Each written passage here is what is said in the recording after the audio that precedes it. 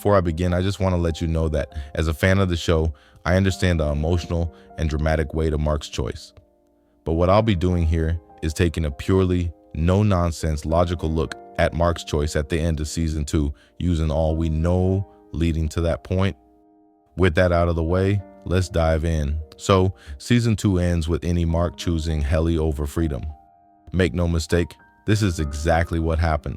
I see many people online making the mistake of saying Innie Mark chose Helly over Gemma, but they've got it all wrong. Innie Mark has no feelings towards Gemma. He barely knows her. All he knows about her is that she's his outie wife and is somewhat lackadaisical about it. Yeah, I mean, it's my outie's wife, but sure. Yes, he was searching for her with Helly, or should I say Helena, but from his point of view, all he wanted was Miss Casey back, not Gemma. Not really. He didn't think much of Gemma being Miss Casey until he spoke with his other self at the birthing center. So Innie Mark chose Helly over actually living, and from a logical standpoint, that decision is so stupid. Now some of you might say, but he loves her. I'm like, it's been just 2 months they've known each other.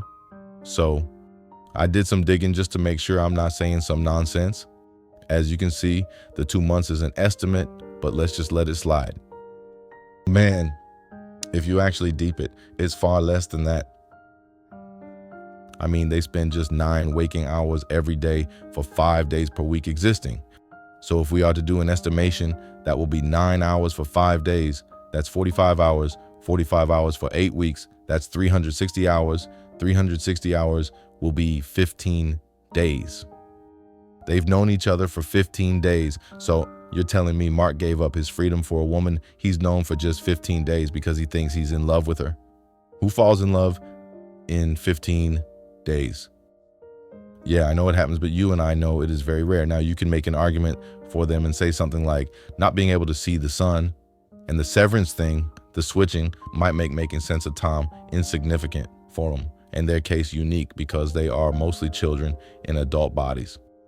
And you would be right, Mark is like 2 years old technically, while Helly is less than a month old. So it would make sense that the concept of love occurs differently for them. They are like teenagers with raging hormones that they understand but have no experience of. But wait, they are both mentally children. Does that mean they can't consent? Does that mean Helena is a PDF file? What about us, the fans who were watching these scenes? What does that make us? Oh my God. The FBI is coming for all 8 million of us. Anyway, so let's say he is love-struck and blind because, you know, love is blind. This actually lends credence to my argument. When people fall in love, they do stupid things, and Mark is no exception. Mark might be a child mentally, but his brain is not all mush. He can still reason and formulate arguments. Okay, but I mean, you've been alive for, what, 20 times longer? So whoever this new hybrid person is, it's like he'd be way more you than me. This is all the more reason why his decision to go with Helly instead of seeking freedom is crazy. Because if he wasn't thinking about it before, Miss Coble clearly laid it all down for him, how he and Helly have no future regardless of how things went. Ma. Oh. There'll be no honeymoon ending for you and Helliar. She's an Egan. You're nothing to them. Even though he walked away in temporal denial, I say temporal denial because when he immediately woke up in the elevator, he must have known all they told him a second ago, in his perspective, was true just from seeing that weird painting. So he now knows the original owner of the body he loves and the company she belongs to has a near 100% chance of preventing him and Helly from being together. And if that wasn't enough, Helly even tells him herself,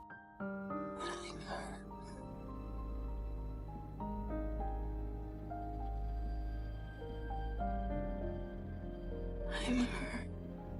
in a way, she's setting him free in that scene, giving him permission to go reintegrate and actually live. Helly must have felt that saying in one of the numbers while refining.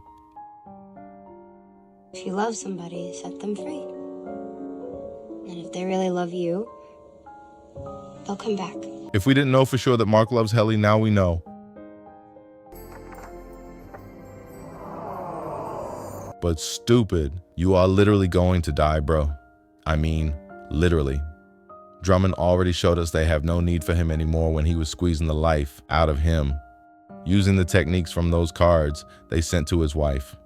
What do you think the other cult members would do now after he's killed Drummond? Yet he's running back into the building, into his prison, into his cage, all in the name of love. Like there's nowhere to run to in that building that they cannot find you. No one in your corner except maybe the drummers. Meme, laugh. The only hope is for Gemma to meet up with Devin and Cobell and for something to be done from the outside, and that's if Lumon does not stop her from getting out, or if she does, deploy their enormous resources to stop any police report or media story from getting out. We already know they own the police, and if you are on the fence about him being delusional, see, he's actually smiling back into his cell. I guess he must have realized he made a stupid decision when, in the end, that smile turned to dread. But it's too late for my man. The Juicy was too sweetie, got his claws in Mark's Pippi and mine, and has got him acting doozy. There's no saving him now. There's no saving him now.